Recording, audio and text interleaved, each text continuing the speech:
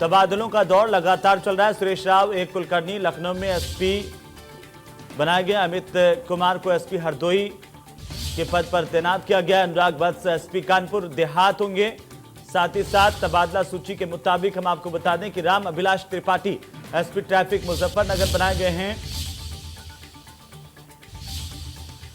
उत्तर प्रदेश में इस तरह से 13 भारतीय पुलिस सेवा के अधिकारियों के तबादले हुए हैं, यानी कि आईपीएस अधिकारियों के तबादले सुरेश राव एक कुलकर्णी लखनऊ में लगाए गए हैं।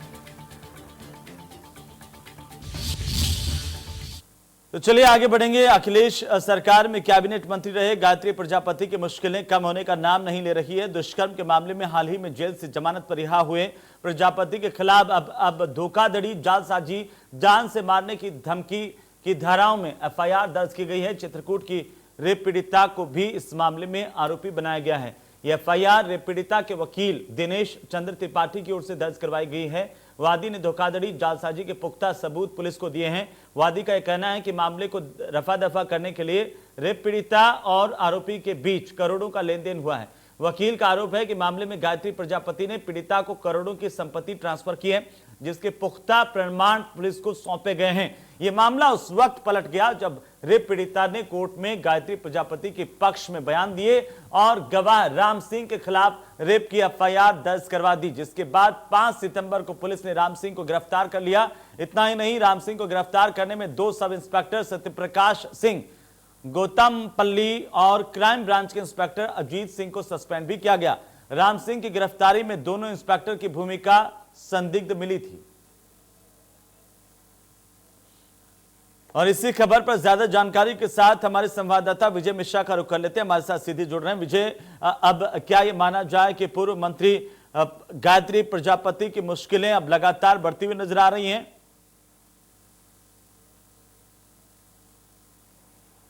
बिल्कुल, जिस तरह से इस पूरे मामले पर एक और एफआईआर दर्ज हुई है और वकील की तरफ से एफआईआर दर्ज कराई गई है और ये बताया गया है कि किस तरह से पहले ये रेप पीड़िता जो है वो गायत्री प्रजापति पर आरोप लगा रही थी, लेकिन जब करोड़ों की संपत्ति यहाँ पर उसके नाम पर ट्रांसफर की गई तो ये कोर्ट में उसके पक्ष में गवाही दे रही है और उस व्यक्ति को फंसा दिया जाता है जो व्यक्ति इस पूरे मामले पर पहले से गवाह था। तो जाहिर है कि बहुत सारे सवाल खड़े होते हैं यहाँ पर ऐसे महिलाओं पर कि जो ऐसी चीज़ों का जो कानून जो है बनाए गए हैं महिलाओं की रक्षा के लिए, उस कानून का सहारा लेकर के ऐसे कामों को करने को लेकर के मुझे लगता है इस पूरे मसले की जांच होनी चाहिए, बड़ी गहनता के साथ पूरी जांच होनी चाहिए और इस पर सख्त कार्रवाई उस महिला के ऊपर होनी चाहिए जिसने इस तरह का पूरा नाटक रचा, इस तरह का पूरा उसने इस पूरे काम को अंजाम दिया। क्योंकि गायत्री प्रसाद प्रजापति पिछली सरकार में खनन मंत्री थे और इसके गायत्री प्रसाद प्रजापति के ऊपर आरोप लगे थे, यहाँ पर गैंग रेप के आरोप थे, नाबालिगा के साथ यहाँ पर रेप के आरोप थे और इस महिला की तरफ से लगातार गायत्री प्रसाद प्रजापति के खिलाफ गवाही दी जाती रही, जिसके तहत यहाँ पर गायत्री को जेल भी जाना पड़ा। और अब इस पे गायत्री के पक्ष में गवाही देना, वो भी तब जब कोई करोड़ों की संपत्ति जो है वो महिला के नाम पर ट्रांसफर हो जाती है, तो बहुत सारे सवाल खड़े होते हैं और कहीं ना कहीं इस तरह साफ तौर से दिखता है कि जो कानून महिलाओं की रक्षा के लिए बनाए गए हैं उन्हीं कानूनों का फायदा उठा करके ऐसी महिलाएं जो हैं वो लोगों को ब्लैकमेल करती हैं और ब्लैकमेल का तरीका इतना गंदा होता है कि उस व्यक्ति को जेल भी जाना पड़ता है, उस व्यक्ति को अब यहाँ पर अपनी संपत्ति भी गंवानी पड़ती है। तो जाहिर है कि बहुत सारे सवाल यहाँ पर खड़े हो रहे हैं इस कानून को लेकर के। इस पे जांच अधिकारी के ऊपर सवाल खड़े होंगे क्योंकि अगर महिला ने गायत्री के पक्ष में गवाही दी है तो जाहिर सी बात है कि जिन्होंने इस पूरे मामले की जांच की थी उन पर भी सवाल खड़ा होता है कि उनकी जांच प्रक्रिया किस तरह से थी। लेकिन ये जो पूरा मामला है विजय, इसमें पीड़िता के वकील ने अपनी शिकायत दर्ज करवाई है और क्या अब इस मामले को कानूनी पहलुओं से उस तरीके से हम देखने की कोशिश करें तो जो जमानत पर गायत्री प्रजापति बाहर है वापस से अंदर जाने की तैयारी हो सकती है? बिल्कुल, मुझे लगता है कि अगर इस पूरे मामले पर कहीं ना कहीं ये चीज़ें जो कि जांच के दायरे में आती हैं और सही पाई जाती हैं तो बिल्कुल यहाँ पर शायद दोबारा जेल जाना पड़ सकता है। लेकिन इस बार जो है उस महिला को भी जेल जाना पड़ सकता है जिसने इस पूरे मसले को लेकर के शिकायत दर्ज कराई थी, जिसकी वजह से कई सालों तक लगभग 3 साल हो गए हैं गायत्री प्रसाद प्रजापति को जेल के अंदर ही रहना पड़ रहा है। तो जाहिर है कि इस पूरे मामले पर सबसे बड़ा सवाल खड़ा होता है इस महिला के ऊपर कि इस महिला ने जिन तथ्यों के तहत आरोप लगाए थे, आखिर ऐसा क्या बदला जिसके बाद यहाँ पर गायत्री के पक्ष में गवाही देनी पड़ी। और अगर अब गायत्री के पक्ष में गवाही तब दी है जब उसके पहले कोई संपत्ति ट्रांसफर हुई है, तो कहीं ना कहीं पूरी तरह से ये मामला जो है वो ब्लैकमेलिंग का साफ तौर से दिखता है कि यहाँ पर पहले इतने सारे आरोप लगा दो कि व्यक्ति को जेल भेज दो और उसके बाद उसे ठीक तरीके से आप ब्लैकमेल करो, करोड़ों की संपत्ति अपने नाम करवा लो और उसके बाद फिर उसे छोड़ दो। बिल्कुल एक वैसा ही खेल यहाँ पर नजर आ रहा है और इस पर बिल्कुल सख्त कार्रवाई होनी चाहिए। यहाँ पर एक बार फिर से इस पूरी महिला को गिरफ्तार किया जाना चाहिए, उन महिला को गिरफ्तार करके कड़ाई के साथ पूछताछ की जानी चाहिए और मामला सही पाए जाने के बाद इन माँ बेटी को जेल भेजना चाहिए जिन्होंने इस तरह के कृत्य का, इस तरह के घिनौने अपराध को यहाँ पर ब्लैकमेलिंग की तरह इस्तेमाल किया। इस तरह की चीजों को जो महिलाओं की सुरक्षा के लिए बनाया गया है, महिलाओं की अस्मिता की रक्षा के लिए बनाया गया है, उस कानून का इन्होंने इस्तेमाल करते हुए किस तरह से अपने आप को न सिर्फ धनाढ्य किया, अपने आप को न सिर्फ पैसे दिलाए बल्कि सहानुभूति के साथ में एक कैबिनेट मंत्री को जेल भी भिजवाया। तो बिल्कुल यहाँ पर सवाल खड़ा होता है इस महिला के ऊपर और बिल्कुल इसके ऊपर कार्रवाई कड़ी की जानी चाहिए। बिल्कुल विजय, लेकिन क्या गायत्री की ओर से इस पूरी शिकायत को लेकर के कोई पक्ष आया है या पीड़ित महिला का पक्ष भी सामने आया है इस दौरान? क्योंकि अब देखिए जांच का विषय है कि आखिरकार कितनी संपत्ति ट्रांसफर की गई, कितनी संपत्ति पीड़िता के नाम की गई है और क्या इसी वजह से पीड़िता ने अपना बयान बदला, दूसरे पर आरोप लगाया जो इस पूरे मामले में गवाह था।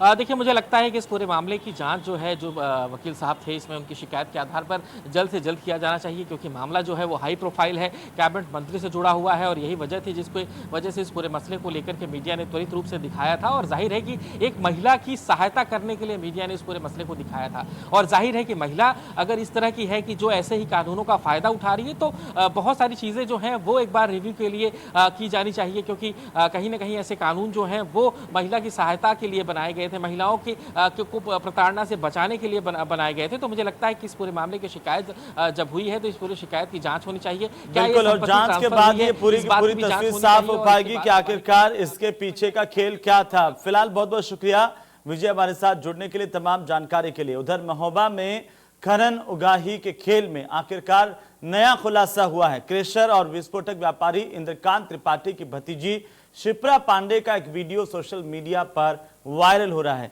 जिसमें शिप्रा पांडे महोबा प्रशासन और पुलिस पर गंभीर आरोप लगा रही है।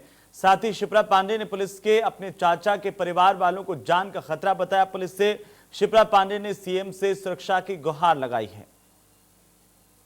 नमस्कार, मेरा नाम शिप्रा पांडे है। मैं आप सभी से हाथ जोड़कर प्रार्थना करती हूँ कि आप हमारी मदद करें। हमारा पूरा परिवार आज संकट में है। मेरे चाचा इंद्रकांत त्रिपाठी जो कबरई के लाइसेंसी विस्फोटक और क्रेशर के व्यवसायी हैं, 8 तारीख को एसपी महोबा मणिलाल पाटीदार द्वारा उन्हें गोली मरवाई गई। मेरे चाचा को उनकी हत्या की एसपी द्वारा आशंका पहले से ही थी क्योंकि एसपी मणिलाल पाटीदार ने उन्हें बुलाया था और उनसे कहा था कि तू मुझे हर महीने 6 लाख रुपए दे, अगर तू नहीं देगा तो मैं तेरे परिवार और तुझ पे इतने फर्जी आरोप लगा दूंगा सट्टेबाजी के और अवैध विस्फोटक के कि तू चाह कर भी कभी भी जेल से वापस नहीं आ पाएगा। चाचा ने कहा कि मेरा धंधा ठप पड़ा है सर, मैं आपको हर महीने 6 लाख रुपए नहीं दे सकता हूँ। इस पर उन्होंने खूब गाली गलौज किया और ये कहा कि अगर तूने इसके बारे में किसी को भी बताया, किसी भी मंत्री का फोन करवाया, किसी को भी मेरे खिलाफ कंप्लेंट की तो मैं तेरी हत्या करवा दूंगा। चाचा देने में असमर्थ थे, इसीलिए उन्होंने फैसला किया कि वो प्रेस कॉन्फ्रेंस करेंगे और पूरे सबूत पत्रकारों को देंगे और साथ ही साथ उन्होंने लिखित रूप में सबूतों के साथ शिकायत योगी आदित्यनाथ जी को की थी।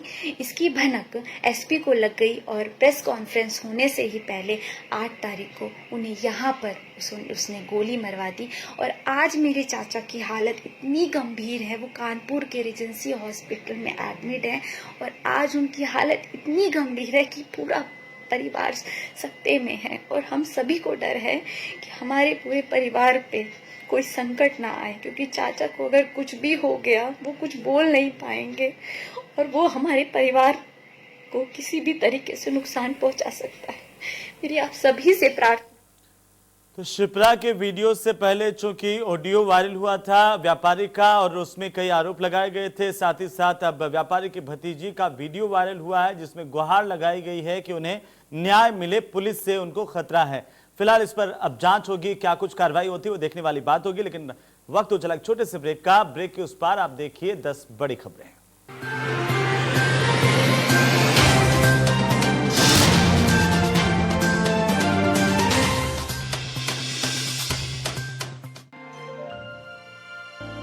उत्तर प्रदेश आत्मनिर्भर होने की राह पर तीव्रता से अग्रसर हो रहा है और इसका मुख्य कारण है उत्तर प्रदेश सरकार का ease of doing business ranking में देश में नंबर 2